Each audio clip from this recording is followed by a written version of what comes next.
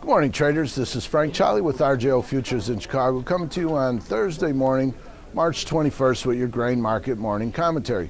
Currently, we have corn trading 4 to 5 cents lower, right around 7.28 in the May.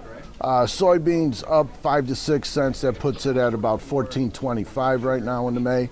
And wheat's down about 7 or 8 cents also.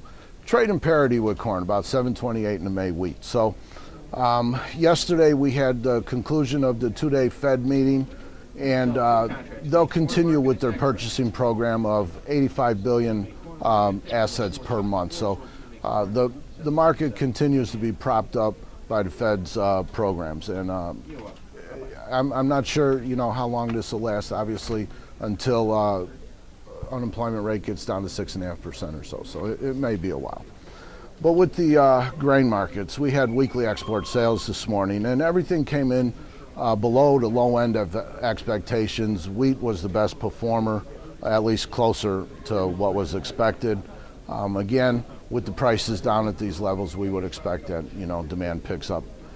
Corn continues to hold above the 200-day moving average, which is 7.26 3/4 now, and if we can manage to close above this level, stay above this level, I would consider that then to be where the real support is. So keep an eye on that. 7.26 3/4 in the May corn. This market's really being supported now by the ethanol demand.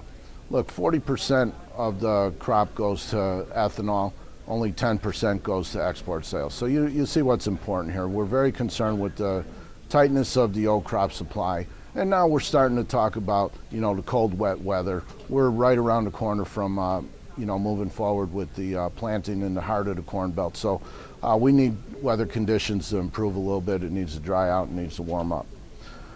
Soybeans up around that 14.25 level. Remember, we've been talking about this big range, $14 on the low end. It bounced off that area pretty good.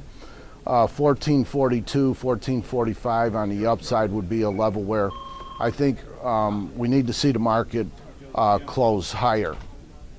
If we can get above that 200-day moving average at 14.42 on a closing basis, the market gets more friendly.